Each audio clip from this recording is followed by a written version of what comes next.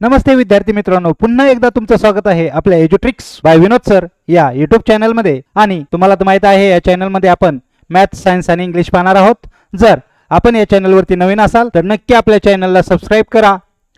जर व्हिडिओ आवडले तर नक्कीच लाईक केलं पाहिजे आणि आपल्याला आवडलं तर दुसऱ्याला देखील सांगितलं पाहिजे, म्हणून आपल्या मित्रांसोबत हे व्हिडिओज शेअर करा। आपल्या YouTube चॅनलवरती जे व्हिडिओज अपलोड होतात त्याचं वेळापत्रक आता सध्या तुम्हाला स्क्रीनवरती दिसत आहे, ते तुम्ही नोट डाऊन करून घ्या। आता सध्या 9वी आणि 10वीचे व्हिडिओज आपण अपलोड करतो आणि अपलोड करण्याची वेळ आहे संध्याकाळी 7 वाजता। चला बाळांनो, आपण आपल्या आजच्या व्हिडिओला सुरुवात करूयात। आजचा जो आपला व्हिडिओ बनणार आहे तो आहे क्लास 9वी म्हणजे इयत्ता 9वीच्या मॅथ्स 1 मधील संच या पाठावरती, ज्याला इंग्लिश मध्ये सेट असं बोलत असतात। आणि तुम्हाला माहित आहे बाळांनो, आपल्या या चॅनलवरती आपण महाराष्ट्र बोर्ड्स चे म्हणजेच इयत्ता 10वी असेल, 9वी असेल, 8वी असेल चे व्हिडिओज पाहतो। आणि आज आपण जो कंटेंट पाहणार आहे तो आहे आपला प्रॅक्टिस सेट 1.2 म्हणजे सराव संच 1.2। जर तुम्हाला वाटत असेल आपल्या व्हॉट्सअप चॅनलला जॉईन व्हावं, जेणेकरून त्या ठिकाणी तुम्हाला नवीन नवीन अपडेट्स भेटतील, लगेच व्हिडिओ अपलोड झाला त्याचे डिटेल्स देखील भेटतील, तर हा QR कोड स्कॅन करावा आणि आपण व्हॉट्सअप चॅनलला जॉईन व्हावं। मुलांनो, तुम्हाला तर माहितच आहे माझी टीचिंग स्टाईल थोडीशी वेगळी आहे। आपण सर्वप्रथम प्रॅक्टिस सेट पाहतो, प्रॅक्टिस सेट मध्ये काय आहे ते पाहतो आणि जे आपलं टार्गेट आहे ते टार्गेट म्हणजे आपला प्रॅक्टिस सेट आहे। आणि प्रॅक्टिस सेट मध्ये काय आहे हे समजल्यानंतर आपण त्याच्यानुसार शिकवण्याचा प्रयत्न करतो, जेणेकरून आपल्याला प्रॅक्टिस सेट मधील एक्झाम्पल सोडवायला मदत होते। तर पाहूयात आपलं जे टार्गेट आहे, आपलं टार्गेट आहे 1.2 म्हणजेच प्रॅक्टिस सेट 1.2 आणि टार्गेट मध्ये काय आहे हे पाहणं खूप महत्त्वाचं आहे। जर तुम्ही नीट पाहिलं तर बाळांनो, तुमच्या लक्षात येईल क्वेश्चन 1 मध्ये आहे हे सेट इक्वल आहेत का, बघा। दुसऱ्या क्वेश्चन मध्ये आहे हे सेट देखील इक्वल आहेत का। तिसरा क्वेश्चन आहे खालीलपैकी कोणते सेट एम्प्टी आहेत म्हणजे कोणते संच रिक्त आहेत। आणि चौथा प्रश्न पाहिला तर तुमच्या लक्षात येईल खालीलपैकी फायनाइट आणि इनफायनाइट म्हणजे शांत आणि अनंत संच ओळखा। म्हणजे थोडक्यात काय तर आपल्याला जाणवतंय की आपल्याला प्रॅक्टिस सेट मध्ये संचाचे प्रकार म्हणजे टाइप्स पाहायचे आहेत। हे तर आपल्याला क्लिअर झालं, मग ते टाइप्स असतात कसे हे आपण सर्वप्रथम पाहणार आणि पुन्हा प्रॅक्टिस सेट कडे येणार, जेणेकरून आपल्याला प्रॅक्टिस सेट सुटायला मदत होते। बघा बाळांनो, या ठिकाणी आता आपण पाहणार आहोत टाइप्स ऑफ सेट म्हणजे संचाचे प्रकार। आता एकूण संचाचे प्रकार 4 आहेत। पहिला जो आहे त्याला इंग्लिश मध्ये सिंगलटन असं बोलतात, मराठीमध्ये त्याचं नाव आहे एक घटकी संच। नावातच गंमत आहे, ज्याच्यामध्ये घटक एक असेल। या ठिकाणी डिफाइन दिलेत, तुम्ही मोकळ्या वेळेत या डिफाइनचा स्टडी करा, जरी नाही केला तरी चालेल। डायरेक्टली फर्स्ट आणि लास्ट कॉलम जर बघितला तरी तुमच्या लक्षात येईल की ऍक्च्युअल मध्ये आपल्याला या ठिकाणी काय शिकायचं आहे। बघा बाळांनो, मग एक घटकी सिंगलटन म्हणजे काय तर या ठिकाणी दिले तुम्हाला ए हा सेट आहे आणि त्याच्यामध्ये फक्त एकच घटक आहे, म्हणजे ज्या सेटमध्ये एकच घटक येतो त्याला सिंगलटन किंवा एक घटकी असं बोलतात। दुसरा आहे एम्प्टी किंवा त्याला नल सेट बोलतात, मराठीमध्ये याला बोलतात रिक्त संच। आता रिक्त म्हणजे मोकळा, ज्याच्यामध्ये काहीच येणार नाही। बघा या ठिकाणी B is equal to curly bracket दिलंय, परंतु कर्ली ब्रॅकेट मध्ये काहीच नाही म्हणजे तो रिक्त आहे। आणि याचं साइन असं देखील एम्प्टीचं साइन दाखवलं जातं। त्याच्यानंतर जो सेट आहे तो आहे फायनाइट सेट, ज्याला शांत संच बोलतात। आता बघा बाळांनो, मराठी शब्द जरी शांत असला तरी मी तुम्हाला थोडंसं वेगळ्या प्रकारे सांगण्याचा प्रयत्न करतो। तुम्ही एक शब्द एक्स्ट्राचा ध्यानात ठेवा। इथं मर्यादित आपण शब्द ध्यानात ठेवू। मर्यादित म्हणजे याच्यामध्ये जे कंटेंट येतील ते लिमिटेड असतील आणि जो इनफायनाइट सेट आहे त्याच्यामध्ये जे कंटेंट येतील ते अमर्यादित असतील। लक्षात येते का तुमच्या? पहा, आणि इनफायनाइट या सेटला अनंत संच असं बोलतात। म्हणजे काय तर ज्या सेटमध्ये मर्यादित कंटेंट येतील त्याला शांत संच बोलायचं आणि ज्याच्यामध्ये अमर्यादित असतील म्हणजे थांबू शकत नसतील तेव्हा त्याला अनंत संच म्हणजे इनफायनाइट सेट बोलायचं। बघा या ठिकाणी पाहिलं तर तुमच्या लक्षात येईल सी मध्ये कंटेंट दिलेत 4, 8, 12, 16 आणि 20। या ठिकाणी एंड झाला संच म्हणजे हा शांत संच आहे। आणि या ठिकाणी जो एन हा सेट दिलेला आहे, संच दिलेला आहे, त्या ठिकाणी 1, 2, 3 डॉट डॉट डॉट दिले म्हणजे हा संच पुढे कंटिन्यू होतोय, तो थांबत नाहीये, अमर्यादित घटक आहेत म्हणून त्याला अनंत संच असं बोलतात। तुमच्या लक्षात आलं असेल की संचाचे एकूण 4 प्रकार आहेत। पहिला जो आहे त्याला एक घटकी म्हणतात, ज्याच्यामध्ये फक्त एकच घटक येतो। दुसरा आहे रिक्त म्हणजे एम्प्टी जो मोकळा असतो, तिसरा आहे शांत संच ज्याला फायनाईट सेट बोलतात म्हणजे याच्यामध्ये लिमिटेड एलिमेंट्स घटक असतात, आणि चौथा आहे अनंत संच ज्याच्यामध्ये अनलिमिटेड घटक असतात. तर अशा प्रकारे 4 टाइप्स आहेत आणि या टाइप्सवरतीच डिपेंडन्स आपल्याला प्रॅक्टिस सेट पाहायचा आहे. चला बाळांनो, आता आपण प्रॅक्टिस सेट 1.2 मधील क्वेश्चन 3 पाहूयात. बघा, या ठिकाणी आपल्याला विचारले which of the following are the empty set. खालीलपैकी कोणता संच हा रिक्त संच आहे हे ओळखायचं. रिक्त म्हणजे काय तर तुम्ही पाहिलं ज्याच्यामध्ये काहीच येणार नाही, एम्प्टी सेट असेल, मोकळा असतो, आणि त्याचं रिझन देखील आपल्याला द्यायचं का. तर आता आपण क्वेश्चन पाहण्याचा प्रयत्न करू. जो फर्स्ट क्वेश्चन आहे तो मी पुन्हा बघा या ठिकाणी आन्सर लिहितो. फर्स्ट क्वेश्चन आहे A is equal to in curly bracket A such that A is natural number smaller than 0. बघा, आपल्याला विचारलंय 0 पेक्षा स्मॉलर नॅचरल नंबर्स काढा, आणि मराठीमध्ये त्याचा अर्थ असा होतो 0 पेक्षा कमी नैसर्गिक संख्या. बाळांनो, तुम्हाला थोडंसं क्लिक होतंय का बघा. नैसर्गिक संख्या या मुळातच 1 पासून पुढे चालू होतात. मग याचं उत्तर म्हटलं फक्त एम्प्टी सेट म्हणजे याच्यामध्ये कुठलाच कंटेंट येणार नाही, किंवा याला असं देखील साइन काढतात म्हणजे हा झाला आपला मोकळा संच. म्हणून आपण बोलू शकतो set A is empty set म्हणजेच संच ए हा रिक्त संच आहे. ओके, आता आपण सेकंड क्वेश्चन घेण्याचा प्रयत्न करू. सेकंड क्वेश्चन बघा काय आहे. b is equal to X such that X square is equal to 0. आपल्याला म्हटलंय एक्स स्क्वेअर 0. आपण एक उदाहरण घेऊया, तुमच्या लक्षात येईल. मी या ठिकाणी लिहिलं X square is equal to 25. तर तुम्ही काय करता, बाय टेकिंग स्क्वेअर रूट वर्गमूळ घेऊन याचं उत्तर कसं निघतं रे बाळांनो. एक्स इज इक्वल टू 5 लिहिताना त्याप्रमाणे हे क्वेश्चन आपल्याला सॉल्व्ह करायचं आहे. म्हणजे आपल्याला विचारलंय 0 हे कोणाचा स्क्वेअर आहे, तर याचं उत्तर येईल 0 हा 0चा स्क्वेअर आहे बाळांनो. म्हणजे आपल्याला या ठिकाणी कर्ली ब्रॅकेटमध्ये 0 मिळेल, म्हणजे या ठिकाणी काहीतरी घटक आला, म्हणून हा संच एम्प्टी नाही. Set B is not empty. मराठीवाले लिहितील संच बी हा रिक्त संच नाही. ओके, लक्षात येते तुमच्या. चला आपण तिसरा क्वेश्चन पाहू. तिसरा क्वेश्चन आहे X such that X is equal to 5x - 2 is equal to 0. आपल्याला सर्वप्रथम हे एक्झाम्पल सॉल्व्ह करावं लागेल, तदनंतर समजेल याचं उत्तर किती येत आहे. आणि त्याच्या पुढे एक कंडिशन अप्लाय केली की X belong to natural number, म्हणजे जे उत्तर येईल ते नॅचरल नंबरमधला असेल. तर बघा बाळांनो, आपण हे एक्झाम्पल सॉल्व्ह करूयात.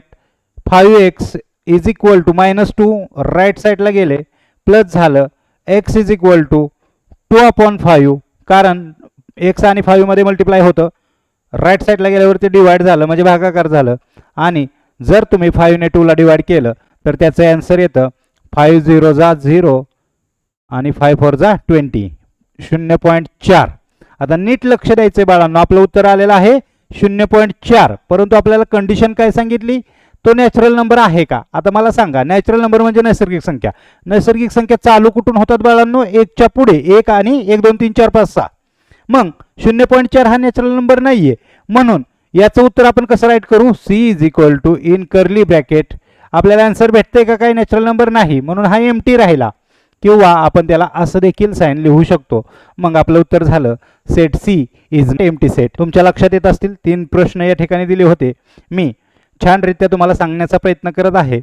तुम्हालाही ते समजत असेल अशी अपेक्षा करतो, आणि जर समजत असेल तर नक्की आपल्या चॅनलला लाईक करा आणि मला कमेंटमध्ये देखील सांगा सर खरंच समजतंय. चला आपण पुढचा क्वेश्चन पाहण्याचा प्रयत्न करूयात. आपला जो क्वेश्चन आहे क्वेश्चन नंबर 4, ज्याच्यामध्ये आपल्याला सांगितलेलं आहे राईट विथ द रिझन, कारणासहितल्या which of the following sets are finite आणि इनफायनाईट. आता तुम्हाला मी सांगितलं होतं फायनाईट कोणाला बोलायचं, तर फायनाईट म्हणजे शांत संच, ज्याला आपण शब्द लिहिला होता मर्यादित. आणि इनफायनाईट म्हणजे काय रे बाळांनो, तर इनफायनाईट म्हणजे अनंत संच.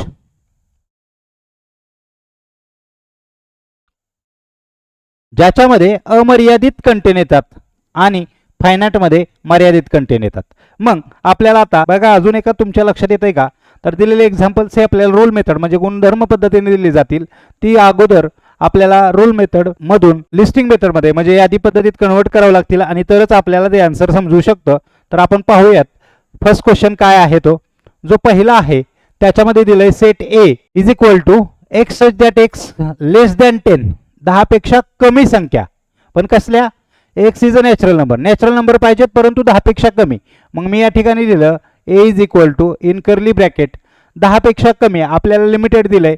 मग आपले उत्तर झालं 1 2 3 4 5 6 7 8 9. ओके. आणि आपल्याला सांगितलं होतं की 10 पेक्षा या ठिकाणी कमी संख्या घ्या, आपल्या झाल्या. आणि तुम्ही जर नीट पाहिलं तर हा संच लिमिटेड येतोय कारण आपल्याला 10 जवळ थांबायला लावलेला आहे. म्हणून सेट ए हा आपला काय झाला? Set A is finite set. मराठीवाले लिहितील संच ए हा शांत संच आहे.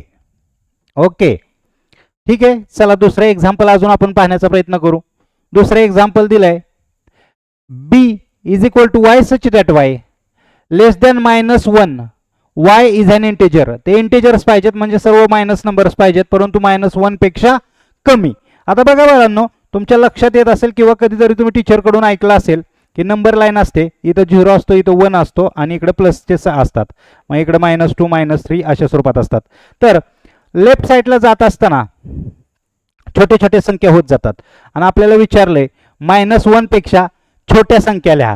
मग -1 पेक्षा छोट्या जर संख्या काढल्या तर त्याचं उत्तर आपल्याला असं लिहावं लागेल B is equal to -2 -3 -4 dot dot dot dot dot.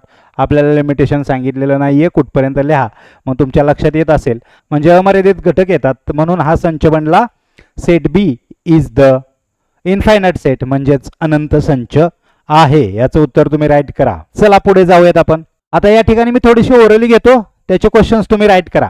बऱ्याच ठिकाणी आपल्याला लिस्टिंग मेथड बनवण्याची गरज नसणार आहे. आता या ठिकाणी बघा set of student class 9 from your school. तुमच्या वर्गातील 9वीच्या विद्यार्थ्यांचा संच. आता 9वीच्या वर्गामध्ये जे विद्यार्थी असतील ते आपल्याला मोजता येतील का? म्हणजे ते लिमिटेड असतील की अनलिमिटेड? तर ते मर्यादित असतील. मग मर्यादित असतील, मोजता येतील म्हणजे हा सेट झाला फायनाइट सेट म्हणजेच शांत संच. चौथ्या क्वेश्चनकडे येऊयात. Set of people in your village. तुमच्या गावातील लोक देखील आपल्याला मोजता येतील, ते पण लिमिटेड असतील म्हणून हा देखील संच झाला फायनाइट सेट. याच्यानंतर आहे क्वेश्चन 5वा.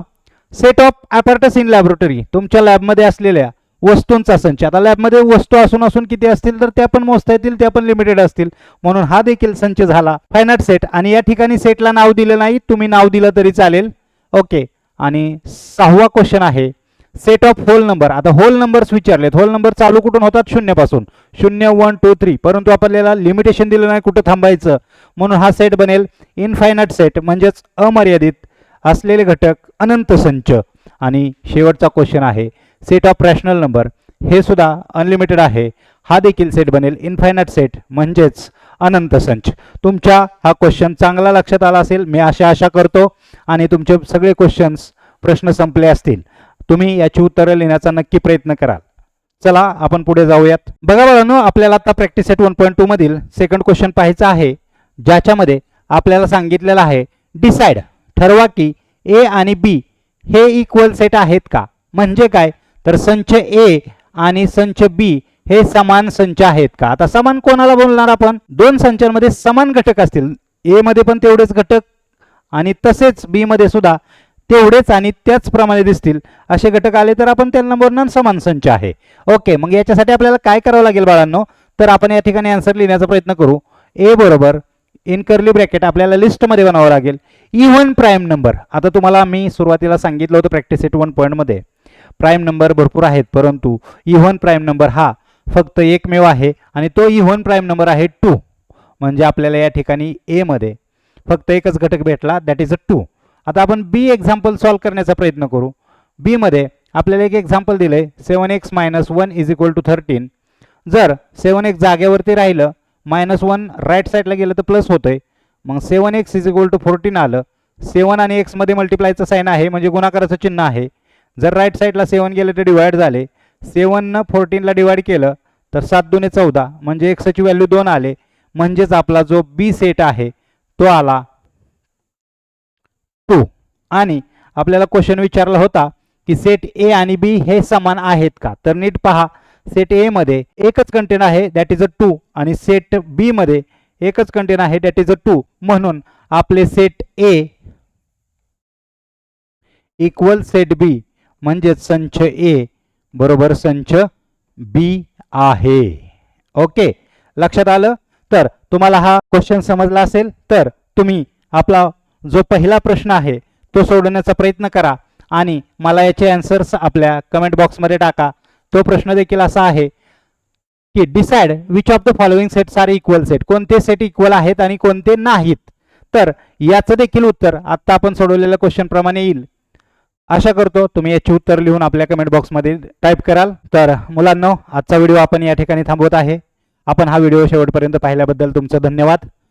मी जे आत्ता तुम्हाला ज्ञान या ठिकाणी दिलं ते ज्ञान तुमच्यासाठी नक्कीच उपयुक्त ठरत असेल अशी मला आशा आहे आणि याचा फायदा नक्कीच होऊन तुमचे मार्क्स देखील वाढतील. आणि जर तुम्हाला खरंच माझ्या या चॅनलवरील कंटेंट्स आवडत असतील तर आपल्या मित्रांसोबत नक्की शेअर करा. बाळांनो, जर तुम्हाला वाटत असेल माझं पर्सनल गायडन्स तुम्हाला मिळावं तर तुम्हाला काय करावं लागेल, आपली जी वेबसाईट आहे तिचं नाव आहे www.edutricks.in. या वेबसाईटवरती जाऊन पूर्ण कोर्स खरेदी करा, जेणेकरून माझ्यातर्फे तुम्हाला पर्सनल गायडन्स मिळेल, व्हॉट्सअपवरती सपोर्ट मिळेल, फ्री काउन्सिलिंग देखील मिळेल, तुम्हाला IMP क्वेश्चन्स मिळतील, क्वेश्चन पेपर मिळतील आणि तुमचा जो रिझल्ट येणार त्याचे ॲनालिसिस मिळेल, जेणेकरून तुम्हाला तुमची प्रोग्रेस अजून वरच्या लेवलवरती न्यायला मदत होईल. तर आशा करतो तुम्ही नक्कीच आपल्या चॅनलला लाईक कराल. त्याचबरोबर आवश्यक असेल तर नक्कीच वेबसाईटवरती जाऊन पूर्ण कोर्स खरेदी कराल. पुन्हा एकदा धन्यवाद.